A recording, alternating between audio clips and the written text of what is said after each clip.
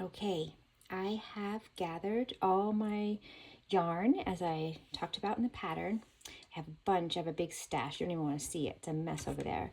And I've gotten 8 colors. So I've taken 8 of the yarn, 2, 3, 4, 5, 6, 7, 8, and kind of put it into a cord. It's more or less kind of equal in the end. That doesn't really matter. So I have all of this yarn here, and now I'm just going to make a slip knot. And you can just make it any way you want. Of course, now that the camera's on me, I'm like, how do I make a slip knot again? Okay, so I have a slip knot, and I'm using a 10 millimeter, and I think that's also a size N crochet hook. I have, this is just an old one. It used to be, I think, a Tunisian crochet hook. It had a cord on it, but there's this one here I really enjoy. I forget what brand it is, but so anything, I use a 10. You know, this is so flexible that you could probably use a 9 or an 11, whatever works for you, whatever you have. And then put it in here, and you're going to pull it so it's nice and snug, but not too tight, so that you can move it easily, but it's not, you know, going to fall off.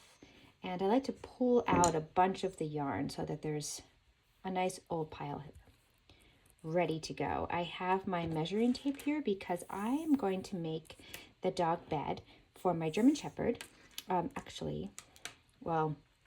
German Shepherd, and I also have a mutt that's a German Shepherd, but they're all very big dogs. So I am going to make this the largest size. So you can look at the chart in the pattern, and the largest size would be a foundation change of 30 inches. So I have this ready so I can keep track and measure as I go along. Okay, so I'm gonna put all that back there, and I'm going to make my foundation chain. So I'm just going to chain until I have 30 inches. Okay, and you know, it's a little tricky, so you just kind of keep straightening it out. And that can be helpful. Okay, so now just making your foundation chain. I think I did it a little bit too tightly and lost one of these. And this is going to show you immediately how I can get a little tricky, but not really. It's not too bad. So just don't want to do it too tightly. And I'm realizing that I think I like the other hook better. I'm going to go back and use the other hook. I thought the wooden one was so much prettier, so I was like, oh, I'll use it, but I like this one better. I think it could be clover. I'm not sure. Anyway, let's do this. So foundation chain.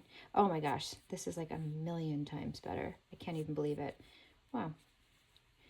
All right, so I'm making this chain, and the thing about this bed is that it's so easy and simple. You're going to start to say to yourself, why did I even bother buying a pattern? Because it is so simple.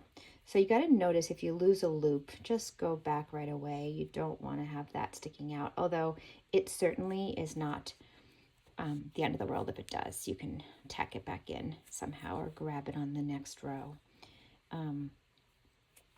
So just go ahead and get to 30 inches, and I'll stop it here, and I'll meet you at the end when we get the 30 inches. Okay, I'm going to show you what this looks like so far. I need to do it a little bit looser. You can see I'm kind of struggling to get it through sometimes.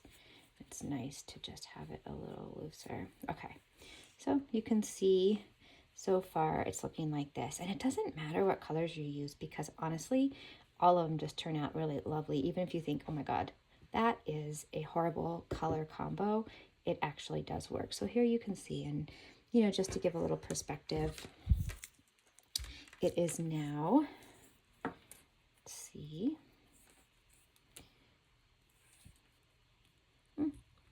not quite 8 inches and or 20 centimeters. So I have another 22 inches to go, and I'll meet you back here and we'll see how to turn it. All right.